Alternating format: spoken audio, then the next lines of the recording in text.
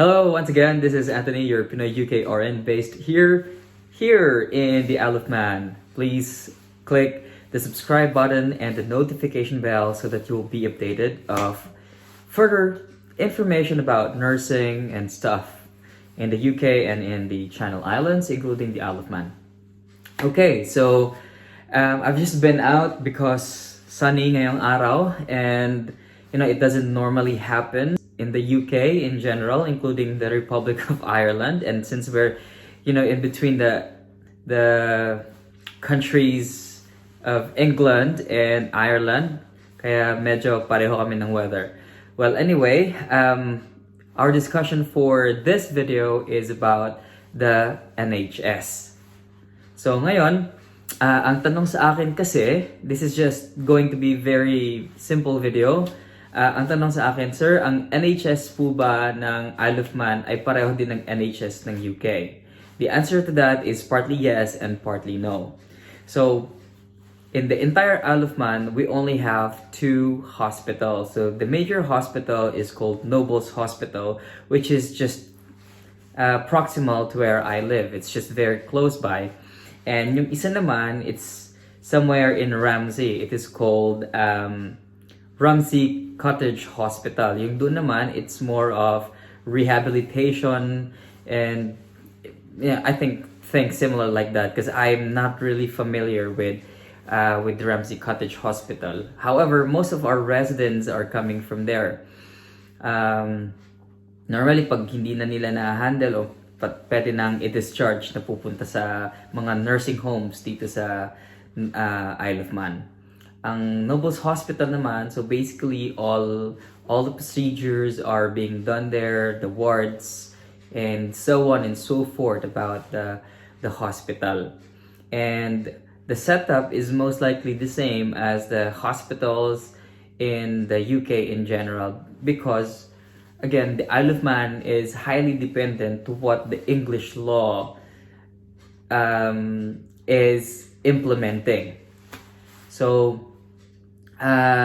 yung question kung pareho ba, ang answer dyan ay oo, for the reason that we operate, they operate as somehow the same and similar, and the funding is also coming from the UK NHS. However, the Isle of Man NHS is a standalone.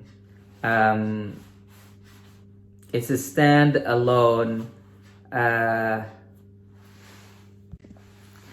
So the Nobles Hospital is a standalone institution. So therefore, they can decide in whatever they do with their funding. They can decide and operate in accordance to their internal laws and procedures and processes, whatever you call it. Basta hindi sila handle ng ibang trusts na nasa UK. So they run their own hospital. And with that being said, so they can adjust your salaries. Most of the time, the offer is a lot higher. So if in the UK, the nurses just start at £12 per hour, they start between 15 and 17 pounds per hour. And the good thing, again, about the Isle of Man government is that when you move here, the first time that you move here, Nobles Hospital will fund your transfer. So they're going to give you a relocation package, and that means you'll be receiving £7,000 para sa paglipat nyo rito. They will also give you $250 per month for 24 months to pay for your monthly rental. And finally, the government is going to refund your national insurance contribution for a year, and that's up to £4,000. So kung inabot yung 4,000, then good for you. The bank rate is also higher. There are also government institutions here. If you would love to work in those places, yung Saturday nila, you get 60% additional, and Sunday you get 100% additional on top of your regular salary plus night differentials. So ganyan sila rito sa Isle of Man. So the benefits would possibly be the same. Kasi alam ko, when you start sa government, automatically you'll get 7 weeks of paid holiday. Iba pa yung bank holidays ninyo. Plus, I believe they're only working 37.5 or 36 hours every week. So most likely you'll only be working 3 days in a week, 4 days will be off. Pero pag nag-work ka sa ibang araw and you prefer to do nights, obviously you're making money. Ang alam ko, may kilala ko na hindi sila nag-work ng gabi, hindi rin sila nag-work ng weekend. Ang ginagawa lang nila ay mag-work ng regular hours sa araw. That's from 7:30 or 7 until like, I don't know, maybe 8 in the evening. Basta 12 hours dapat. Ayun. So, nakaka-net naman sila ng 2,200 pounds. So, it may be different to the others because I was also told that the offer could be different. Okay? Pero ganun din yun. Pag nagkasakit ka, meron kang sick leave at babayaran ka pag ikay nagkasakit. If you're sick for like a year, you're still be gonna receiving your pay for the entire year. I do not know how this thing works in general because I'm not affiliated with Noble's Hospital. But I'm just speaking in the level of my understanding based from the information that I have gathered from the people whom I ask about the Noble's Hospital, like in general.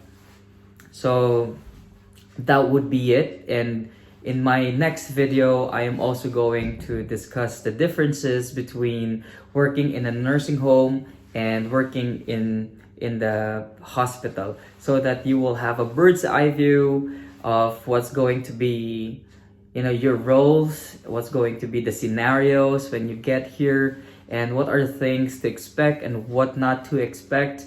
And you will also get to know how much money you'll be making if you work for the private institutions, just like the nursing homes, or when you work in the hospital. So we will get to go deeper into that in my next video. For now, I will leave you here, and if you have questions, you can always message me on Facebook. My name is Anthony Banlawi Jr. and you can also find me on TikTok. I'll be more than happy to answer all of your questions as long as I am available. I have time to answer. I would normally answer because I know how it feels like not to be heard and pag hindi ka pinapansin, di ba?